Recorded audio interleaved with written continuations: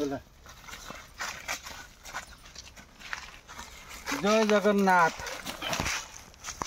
आज आम विभिन्न प्रकार मंजी सब ढालु विभिन्न प्रकार मंजी सब आनीचु ये सब यही जंगल रे पड़िबो।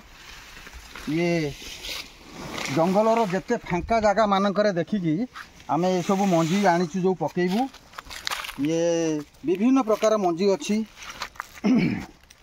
अर्जुन सुनारी काठबादाम आंब पणस आउ अशोक लिंब करंज ये विभिन्न प्रकार मंजी आम आनीचु। आम वर्तमान किसी सब प्रकार मिक्स मंजी कृष्णचूड़ा राधाचूड़ा करंज खजुरी लिंब करंज अशोक विभिन्न प्रकार मंजी आनीचु। बर्तमान आम जेकोसी सब फांका जगह मानक जमीती ये फांका जगह ये स्टार्ट करवा ये सब वर्षा ऋतु बर्तमान मौसुमी आसवा टाइम हो गला। आम मंजी सब किसी किसी पकईले गछ हम ये भाई माने लोकल एरिया लोक बोलुंट से माने जंगलर तदारख से कर जंगल सुरक्षा प्राणी मानक रक्षा जंगल रे गछ संख्या कमी जाउछि सेतिपाई आमर विश्व तापमात्रा बढ़ी चली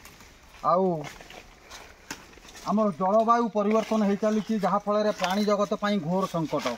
वर्तमान आम मो परिवार सपरिवार आम आसीचु किसी मंजी पकेबू पहाड़ जंगल रास्ता कड़ विभिन्न जगार आम पकेबू जहाँ फल वृक्ष संख्या वृद्धि हम। यह आमर गोटे छोट प्रयास ये जो मंजी ये जो मौसुमी आसूची ये वर्षा हम एवं माटीर जो उतापटा उठिब ये गछ हो गजा हो गछ हम। जदि आम बेसी डेरी करदे माटीर उताप कमिज और लगातार वर्षा हेले ये घंच घासमय हो जहाँफल गछ आउ हो पार ना। तेणु आम यहीटा तार प्रकृष्ट समय मौसुमी आसवा पूर्वर आम पकेगा मंजी पकेबा जहाँफल गछ हम। विभिन्न जगार आम बर्तमान बुलिकी पकेबू पकौन पकई जा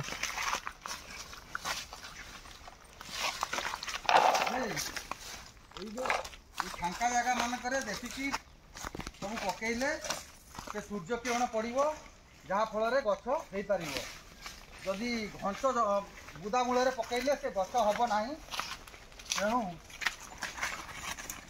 आम फांका जगह मानक जो सूर्य किरण पड़ुव सूर्य किरण जो जगार पड़ुव से पकईले गछ हम।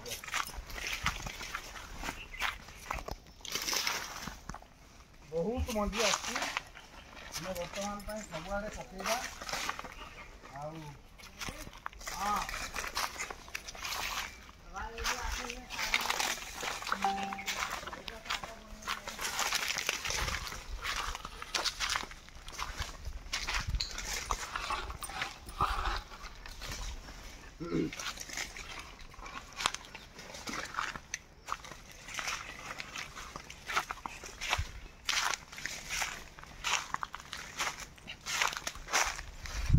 पुनर्बार जाइए आनिबा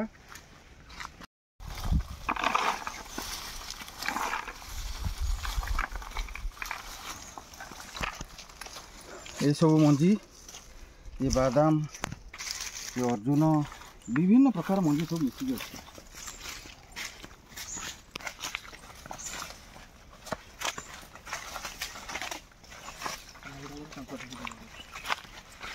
पृथ्वी रे सब जिनस बढ़ी चली जनसंख्या बढ़ी चली कल कारखाना बढ़ी चली जानवाहन बढ़ी चली जिते जनसंख्या बढ़ुची सेते एसी संख्या बढ़ी चली। तेणु ये सबू परिवेश को प्रदूषित होउची केमती ना अंगारकाम्ल निर्गत होउची और विभिन्न विषाक्त गैस एसी हो विभिन्न कल कारखाना विषाक्त गैस ये जो अंगारकाम्ल बाहरुची ये आम परिवेश पाई घोर क्षतिकारक विश्व उत्तप्त करुची सबू बढ़ी चली। एकू जी कंट्रोल करिवो आमर वृक्ष आमर जंगल ये सब कमी चली जहाँ फल विश्व तापमात्रा बढ़ी चली जलवायु परिवर्तन हो चली एवं ये प्राणी जगत बहुत संकट में पड़ुंट विभिन्न प्राकृतिक विपर्यय बढ़ी चली अम्लजान कमी चली तो आमे जदि वृक्ष संख्या न बढ़ेबा जंगल सुरक्षा न करिबा ताहले भविष्यत रे आमर ए जीव जगत घोर संकट रे पड़ जीवो। एबे ठारू आमको प्रयास करिया पड़िबो। समय बहुत माने पाखे आसिलानी जहा फल रे आमे माने बेसी डेरी न करी आमको जंगल सुरक्षा करिया पड़िबो। नूतन जंगल सृष्टि करिया पड़िबो एवं वृक्षर सुरक्षा करिया पड़िबो। वृक्ष ही जीवन। आमको गछ ही अम्लजान दउची। सारा पृथ्वी रे जेते प्राणी अछंती सबु प्राणी बचिया पई जो मुख्य उपादान अम्लजान ताहा केवल ही वृक्ष दै थाए, द्वितीय नास्ति। तो जदि वृक्ष संख्या कमी जीवो प्राणी संख्या बढ़ी चलिले, कल कारखाना बढ़ी चलला, जानवाहन बढ़ी चलला, सबु अंगारकाम्ल बाहरिकी पृथ्वी रे अंगारकाम्ल वृद्धि हो चलला जहा फल विश्व उत्तप्त है। विभिन्न प्राकृतिक विपर्य से होती प्राणी माने घोर संकट रे सम्मुखीन होउछन्ति। तेणु ये सब आमर मो परिवार ये एक छोट प्रयास।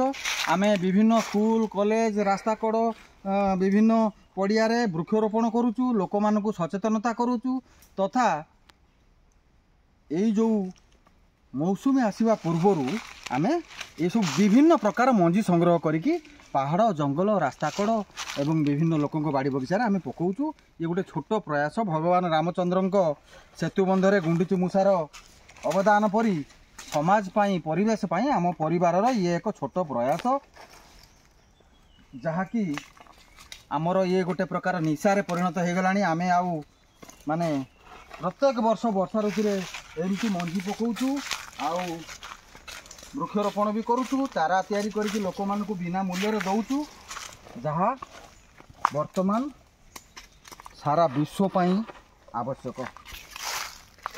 ये जंगल मानकरे एभली मंजी पकेकी बहुत गछ आमे सृष्टि करि पारछु जहाँ फल रे परिवेश पाई ये गोटे बड़ उपकार। वृक्ष ही जीवन।